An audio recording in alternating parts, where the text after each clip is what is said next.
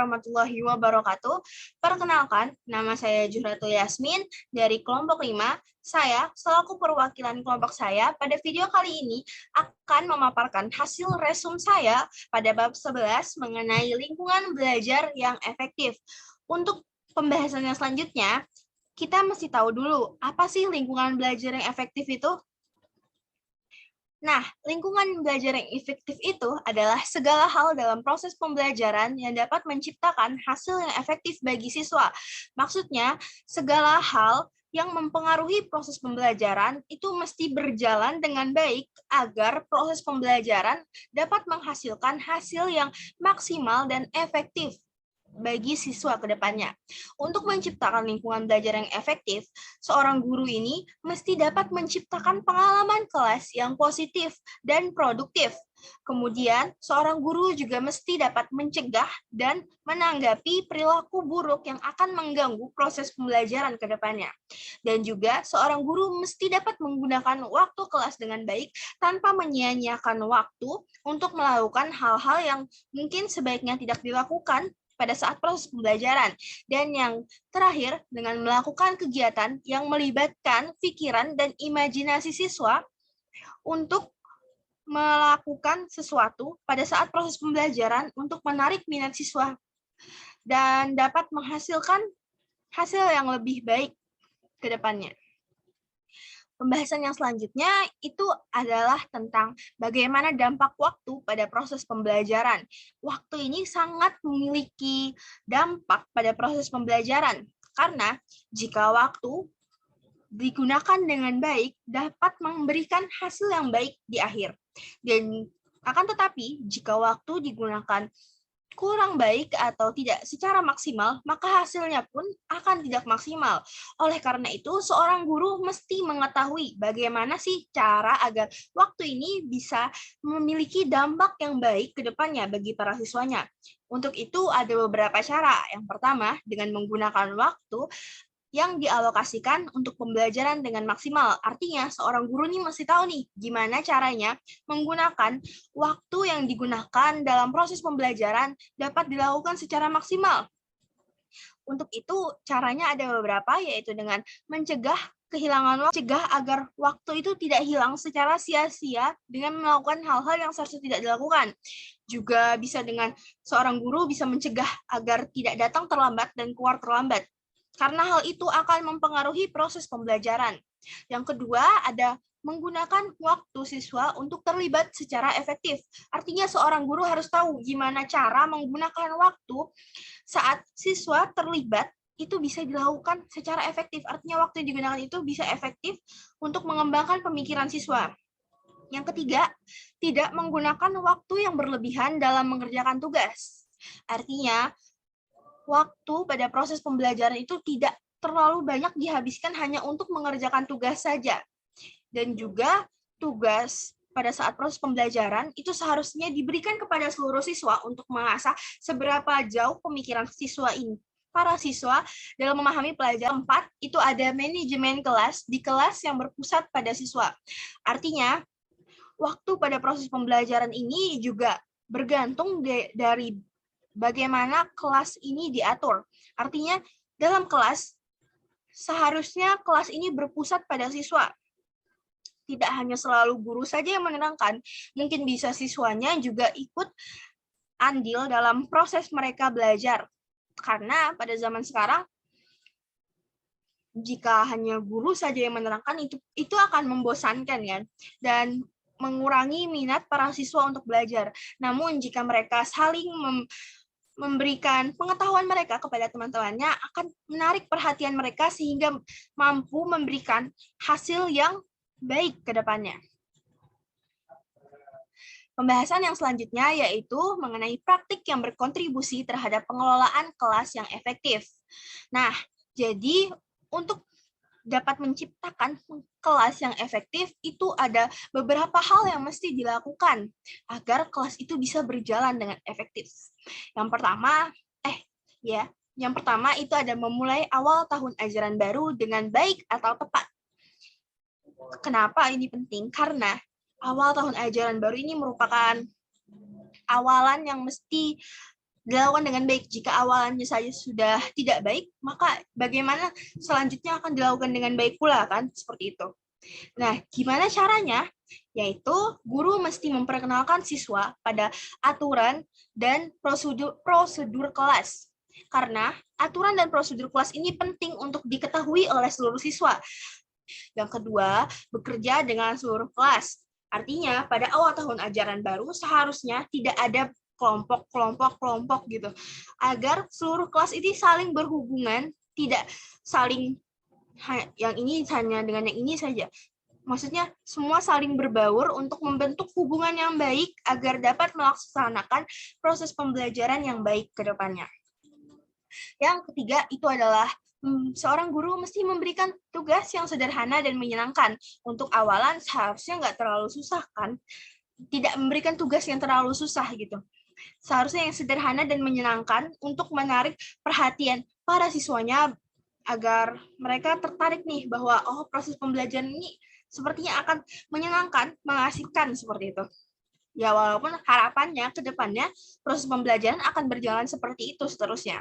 Yang kemudian ada menghabiskan waktu ekstra selama hari-hari pertama. Artinya seorang guru dan para muridnya pada hari-hari pertama awal tahun ajaran baru mesti menggunakan waktu yang lebih banyak dibandingkan hari-hari setelahnya. Seperti yang saya sebutkan sebelumnya, pada awal tahun ajaran baru ini adalah waktu untuk para siswa dan guru untuk membentuk hubungan yang baik.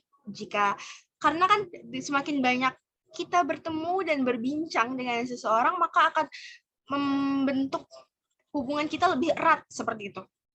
Nah, cara kedua untuk membentuk pengelolaan kelas yang efektif itu ada menetapkan aturan kelas. Aturan kelas ini juga mesti didasari oleh hasil diskusi para siswa dan juga gurunya tentu saja. Untuk aturan ini ada 3 prinsip yang mesti dilakukan. Yang pertama adalah aturan kelas mesti sedikit jumlahnya. Karena jika terlalu banyak aturan kelas yang ditetapkan, maka untuk menerapkannya pun bingung. Yang mana aja sih aturan-aturan kelas ini? Yang mana? Pasti kan akan mengecoh gitu loh kalau terlalu banyak. Yang kedua, aturannya harus masuk akal. Bagaimana bisa seseorang melakukan sesuatu yang tidak masuk akal gitu loh. Contoh aturan yang nggak masuk akal itu seperti melarang siswa ke WC pada saat proses pembelajaran. Jika siswa dilarang ke toilet saat proses pembelajaran, pasti dia tidak akan fokus dong untuk memperhatikan proses pembelajaran. Itu termasuk aturan yang nggak masuk akal. Dan bagaimana siswa mau menaati peraturan itu? Yang ketiga, itu adalah aturan mesti dijelaskan dengan jelas dan sengaja diajarkan kepada siswa. Karena siswalah yang akan menjalani aturan itu. Jika mereka tidak paham terhadap aturan-aturan ini, bagaimana mereka akan menaati peraturan ini? Oke, pembahasan selanjutnya yaitu mengenai strategi untuk menangani masalah pada proses pembelajaran. Tidak bisa kita pungkiri, pada saat proses pembelajaran itu pasti ada saja masalah yang mengganggu proses pembelajaran kan.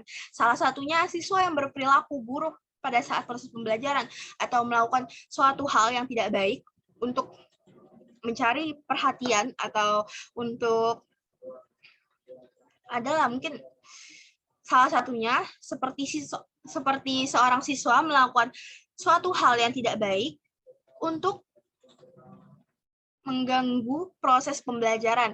Nah, gimana sih caranya agar seorang guru ini bisa menangani masalah itu pada proses pembelajaran? Yang pertama adalah mencegah permasalahan. Seperti yang pepatah bilang, lebih baik mencegah daripada mengobati.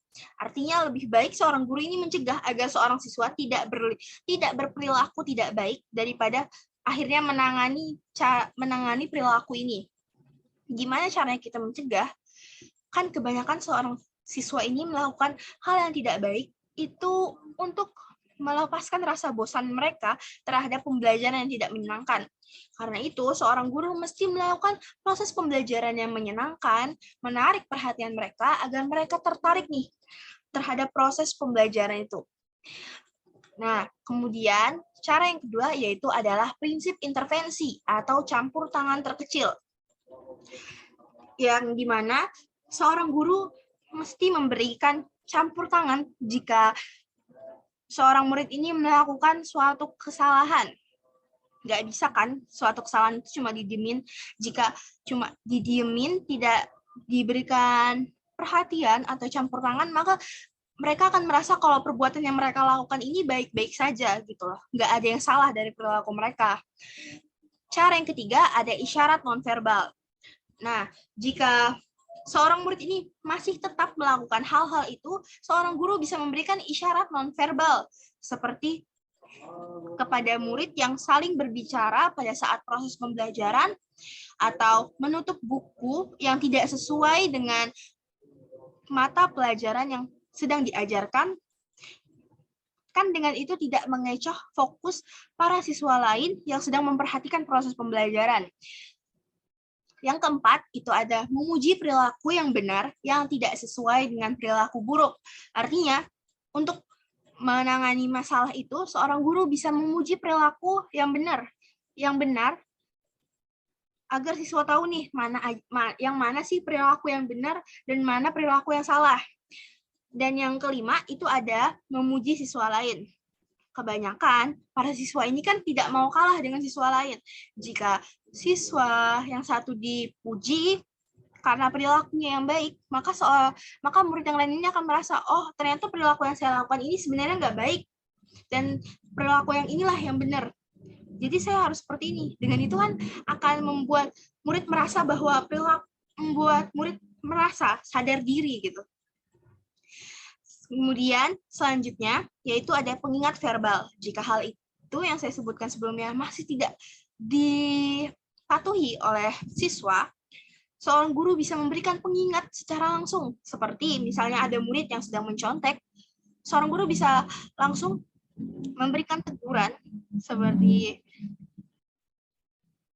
Dinda, jangan menyontek ya, tolong kerjakan pekerjaannya sendiri. Dengan itu kan murid pasti merasa bahwa perilaku yang dia lakukan ini salah dan dia pasti akan berhenti pada saat itu. Nah, cara yang selanjutnya ada pengingat berulang. Suatu hal yang diingatkan berulang-ulang pasti akan membekaskan di ingatan seseorang. Begitu pula pada murid. Jika diingatkan terus-menerus mengenai hal yang tidak baik, mereka pasti akan ingat bahwa hal inilah yang tidak baik untuk dilakukan. Dan cara yang terakhir, jika semua cara telah dilakukan tetapi siswa tetap tidak menaati perkataan guru, adalah dengan menerapkan konsekuensi atau hukuman yang adil sesuai dengan apa yang mereka lakukan. Pembahasan selanjutnya yaitu mengenai analisis perilaku terapan yang digunakan untuk mengelola masalah perilaku yang lebih serius. Nah, untuk ini, seorang guru mesti mengetahui bagaimana perilaku buruk setiap siswa ini dipertahankan. Prinsip dasar teori pembelajaran perilaku adalah jika ada perilaku yang bertahan dari waktu ke waktu terus-menerus, artinya perilaku ini dipertahankan oleh beberapa penguat. Nah, penguat tersebut terbagi menjadi 3 macam bagi para siswa. Jadi, beberapa siswa ada yang melakukan masalah yang lebih serius itu karena ada penguat yang membuat mereka terus melakukan hal itu. Yang pertama, ada untuk mencari perhatian guru. Terkadang mereka melakukan kesalahan hanya agar mereka mendapatkan teguran dari guru. Setelah mereka ditegur, mungkin mereka akan ya udah cuma cari perhatian saja gitu loh. Jadi sebagai seorang guru itu mesti memberikan perhatian secara merata kepada seluruh murid, tidak ada yang dilebih-lebihkan dan tidak ada yang dikurang-kurangkan. Yang kedua, itu adalah untuk mencari perhatian teman sebayanya. Terkadang murid ini melakukan suatu kesalahan hanya agar ditemani gitu. Agar teman-temannya ini menaruh perhatian, oh kamu gini-gini ya, gini-gini. Jadi setelah dia mendapatkan perhatian itu, dia akan merasa, oh fine-fine aja kok, perilaku yang saya lakukan ini nggak ada yang salah gitu. Dan akan membentuk kepercayaan diri gitu sama dia. Yang kedua itu untuk mencari perhatian teman sebayanya. Jadi terkadang murid ini melakukan kesalahan hanya untuk mencari perhatian dari teman-temannya. Seperti ribut di kelas biar teman-temannya ketawa gitu. Jadi apa yang mesti guru lakukan pada saat itu? Memberikan time out kepada siswa tersebut. Karena dia melakukan hal itu hanya untuk mencari perhatian, oleh karena itu dia harus diletakkan di suatu tempat yang memang tidak terjangkau oleh keramaian dan tidak diperhatikan oleh teman-teman sekelasnya. Di tempat itu, dia akan mengintrospeksi dirinya bahwa perilaku yang dia lakukan ini salah dan akan menimbulkan efek jera pada dirinya dan pada teman-temannya agar tidak memberikan perhatian yang lebih lagi kepada dia agar melakukan hal tersebut. Dan faktor penguat ketiga yaitu pembebasan dari aktivitas yang membosankan. Artinya, beberapa murid melakukan hal yang perilaku yang lebih serius itu sebagai bentuk pembebasan mereka dari aktivitas yang membosankan. Nah, seorang guru seharusnya melakukan proses pembelajaran dengan menyenangkan dan menarik perhatian mereka agar mereka tidak melakukan perilaku yang kurang baik ini. Ada program analisis perilaku terapan. Nah, untuk program analisis perilaku terapan ini ada 3 macam yang mesti dilakukan. Yang pertama, strategi penguatan berbasis rumah. Maksudnya keluarga ataupun orang tua, ini merupakan salah satu faktor penguat untuk menghindari perilaku yang lebih serius oleh para siswa. Dengan itu, mungkin guru bisa memberikan hasil bagaimana siswa ini melakukan pembelajaran, apakah baik atau tidak. Yang kedua, ada program rapor harian. Maksudnya, guru memberikan raport harian kepada para siswa dan para siswalah yang bertanggung jawab untuk menentukan bagaimana hasil raport ini tiap harinya. Yang ketiga, itu ada kontingensi kelompok. Kontingensi kelompok itu apa? Kontingensi kelompok itu adalah sebuah sistem penguatan di mana seluruh kelompok dihargai berdasarkan perilaku anggota kelompok. Artinya, dengan program ini, setiap anggota kelompok akan saling mendukung satu sama lain untuk melakukan kebaikan agar kelompok mereka ini dianggap baik. Jadi mereka tidak akan saling menjatuhkan karena semuanya akan kena dampaknya gitu. Dan mengetahui faktor penguat perilaku siswa yang salah dan juga program analisis perilaku terapan yang sudah saya sebutkan sebelumnya, ini bisa membantu para guru untuk mengelola masalah perilaku yang lebih serius. Artinya analisis perilaku terapan ini sangat bermanfaat atau sangat diperlukan untuk mengelola masalah perilaku yang lebih serius yang ada pada para siswa. Tetapi seorang guru juga mesti mengetahui etika untuk menerapkan teknik ini. Tidak semena-mena melakukan teknik ini saja, karena sekolah ini adalah tempat untuk belajar para siswa, tempat mereka untuk mendapatkan ilmu, untuk menimba ilmu, tidak hanya untuk mengkontrol bagaimana perilaku yang akan mereka lakukan. Pesan terakhir yaitu ada pedoman mencegah kenakalan siswa. Jadi, untuk mencegah kenakalan siswa ini ada beberapa cara yang bisa dilakukan. Yang pertama, dengan menciptakan lingkungan kelas yang aman.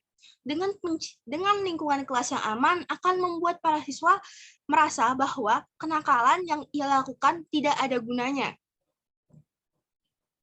Yang kedua, ada mencari tahu penyebab perilaku buruk. Seperti yang saya sebutkan sebelumnya, mencari tahu apa sih penguat dari perilaku yang mereka lakukan ini. Dengan kita tahu penyebab mereka melakukan hal ini, bisa membuat kita dapat membantu kita untuk mencari tahu bagaimana cara untuk menyelesaikannya. Yang ketiga, itu ada menegakkan aturan dan praktik. Nah, menegakkan aturan ini merupakan suatu hal yang penting untuk mencegah kenakalan, karena dengan adanya aturan yang ditegakkan dengan adil dan baik, siswa akan mengurangi kenakalannya karena ia merasa segala hal yang ia lakukan memiliki dampak ke depannya. Yang kemudian menegakkan absensi sekolah. Kebanyakan siswa melakukan perilaku buruk itu karena adanya kebolosan, karena mereka bolos gitu. Jadi dengan penegakan absensi sekolah membuat mereka jera untuk berbolos gitu. Mungkin itu saja yang bisa saya sampaikan selaku perwakilan kelompok 5 yang mempresentasikan hasil resum saya. Thank you for your attention. Wassalamualaikum warahmatullahi wabarakatuh.